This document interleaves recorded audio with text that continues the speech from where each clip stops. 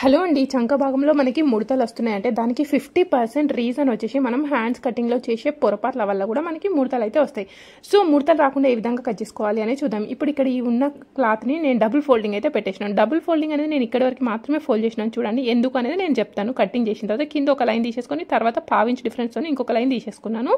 అది వచ్చేసి మనకి పైపింగ్. నెక్స్ట్ హ్యాండ్ యొక్క పొడుగు వచ్చేసి 10.5 ఇంచులకి కావాలి. దానికి ఒక 1/2 ఇంచ్ ఎక్స్ట్రా ఖర్చు కోసం కావాలి కాబట్టి 11 ఇంచులకి మార్కింగ్ అయితే తీసేసుకున్నాను. కింద మోచేతి దగ్గర వచ్చేసి ఫిట్టింగ్ ఎంత ఉంది అంటే 10 ఇంచులు ఉంది. 10 ఇంచుల సగం ఎంత 5 ఇంచులకి మార్కింగ్ అయితే తీసేసుకున్నాను.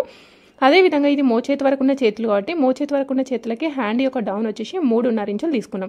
నెక్స్ట్ బ్లౌజ్ యొక్క వెనకాల భాగం చంక్ కట్ చేసినప్పుడు చంక ఎంత ఉంది అంటే 15 ఇంచులు ఉంది. 15 ఇంచుల సగం ఎంత 7.5. ఇక్కడ 7.5 అనేది పొడుగు లైన్ పైన పెట్టి 0 అనేది ఇంతకుముందు తీసుకున్న డౌన్ దగ్గరికి తీసేసుకోవాలి. ఇప్పుడు ఇది వచ్చేసి ఈ రెండు పాయింట్ని కలిపితే ఇది వచ్చేసి మనకి ఫిట్టింగ్. సైడ్కి ఎక్స్ట్రా ఈ విధంగా మార్క్ చేసుకుంటే ఇది వచ్చేసి మనకి ఎక్స్ట్రా ఖర్చు కోసం ఉంటుంది.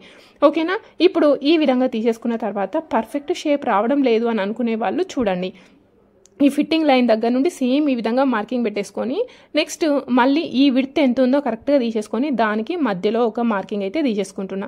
నెక్స్ట్ సేమ్ యాజ్ ఇట్ ఈస్గా కరెక్ట్గా మిడిల్లో కరెక్ట్ ఈక్వల్ పార్ట్స్ వచ్చే విధంగా ఫోల్డింగ్ పెట్టేసుకున్నాం. నెక్స్ట్ ఇదే విధంగా ఇటు సైడ్కి కూడా తీసేసుకొని ఇప్పుడు మొత్తం బాక్సెస్ అయితే రెడీ చేసుకుందాం. ఇప్పుడు ఇదంతా ప్రాసెస్ అవసరమా అంటే అవసరం లేదు.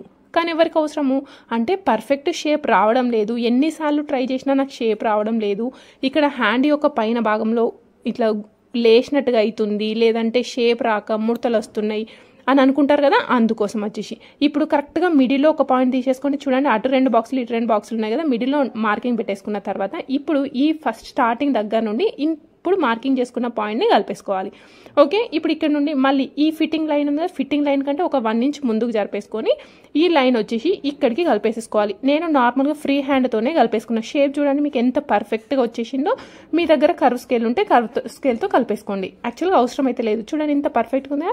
నెక్స్ట్ ఈ మిడిల్ లైన్ ఉందా, ఈ మిడిల్ పాయింట్ దగ్గర నుండి ఒక 1 ఇంచ్ పైకి తీసేసుకోండి, 1/2 ఇంచ్ పైకి తీసేసుకోండి.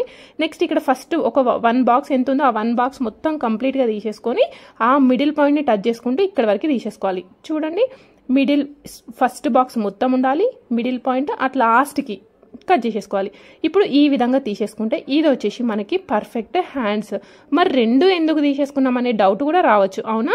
సో 2 ఎందుకు తీసుకున్నాం అనేది నేను చెప్తాను. ఇక్కడ ఈ విధంగా హ్యాండ్స్ అయితే కట్ చేసేసుకున్న తర్వాత సైడ్కి అతుకులు అయితే పడతాయి కదా, ఈ విధంగా ఫోల్డ్ చేసుకోవడం వల్ల మనకి కేవలం 2 సైడ్లో పడతాయి.